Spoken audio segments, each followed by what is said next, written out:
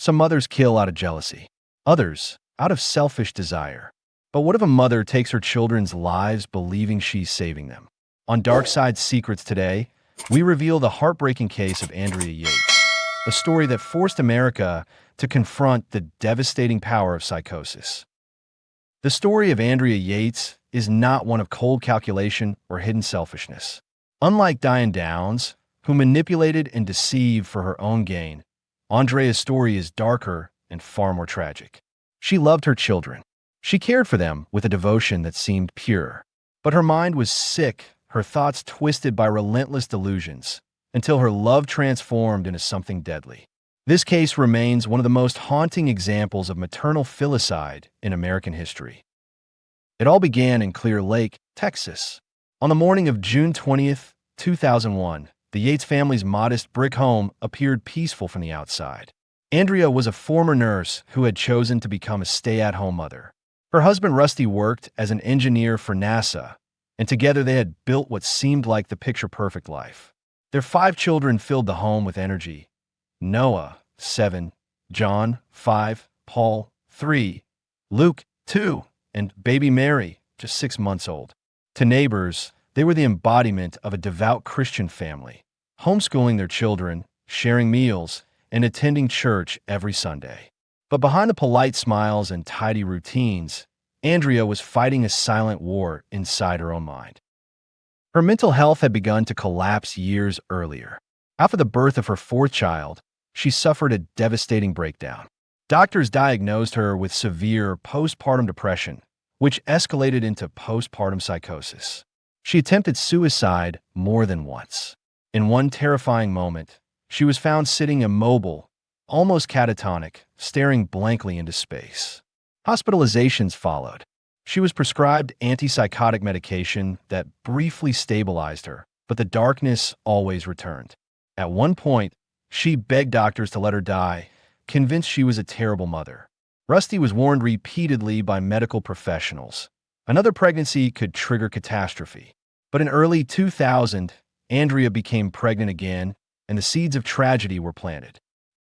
From the outside, the Yates family carried on with normal routines. Lessons around the dining table, bedtime prayers, children playing in the yard. But Andrea's private journals revealed a mind sinking deeper into despair. She believed Satan had infiltrated her home, whispering that her children were destined for hell because of her failings.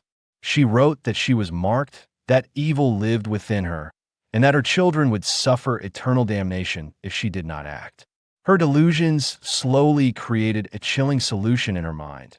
The only way to save their souls was to send them to heaven before the devil could claim them. By 2001, her mental health had deteriorated sharply. The death of her father in March devastated her. She stopped eating, mutilated herself, and refused her medications. She was hospitalized twice that spring, each time released quickly, even as doctors noted her suicidal obsessions. 2 weeks before the murders, her psychiatrist discontinued her strongest antipsychotic medication. Rusty, desperate for his wife's recovery, believed that giving her space and trust might help. He arranged for his mother to visit each morning so Andrea was never left alone with the children for long. But on a morning of June 20th, Rusty left for work around 9 o'clock, and his mother was not due to arrive until an hour later. It was during this window of solitude that Andrea put her plan into action. She filled the bathtub with water. She began with baby Mary, lowering the 6-month-old infant beneath the surface until her tiny body went limp. Andrea placed Mary's body on the bed. Then she drowned Paul, just 3 years old, followed by Luke, 2, and John, 5. She carried each child's body into the master bedroom and laid them side by side. When Noah, the oldest, realized something was wrong, he tried to run. He cried out, asking about his baby sister.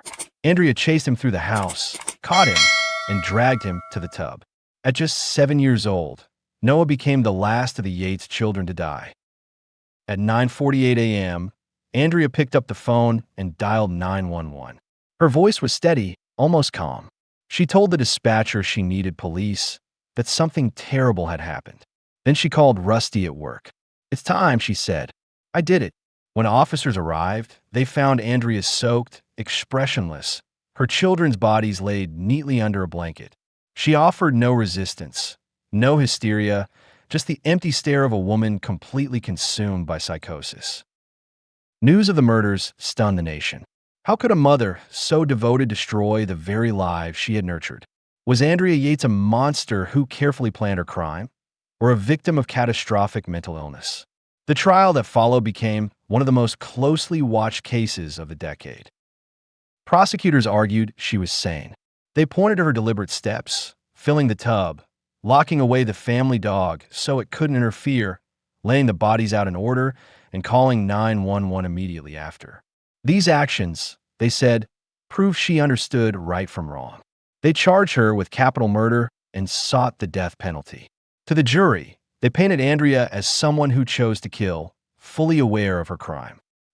The defense countered with a mountain of psychiatric testimony. They argued Andrea was in the grip of a psychotic break, so profound that she genuinely believed killing her children was the only way to save them. Her suicide attempts, her catatonia, her paranoid delusions, her religious guilt, all of it pointed to a woman who had lost touch with reality. Her defense team explained that she believed Satan was inside her, controlling her thoughts, damning her children. To Andrea, death was not murder, it was salvation. In 2002, Andrea was convicted of capital murder and sentenced to life in prison with the possibility of parole after 40 years.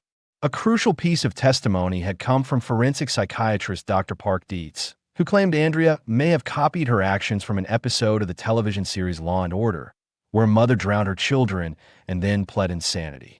That testimony was devastating. But there was one fatal problem. The episode Dietz described never existed. It was false. Years later, Andrea's conviction was overturned because of this fabricated evidence, and she was granted a new trial. In 2006, Andrea stood once again before jury. This time, the defense presented an even clearer picture of her fractured mind. Expert witnesses explained that she was tormented by delusions and utterly convinced she was protecting her children from eternal suffering.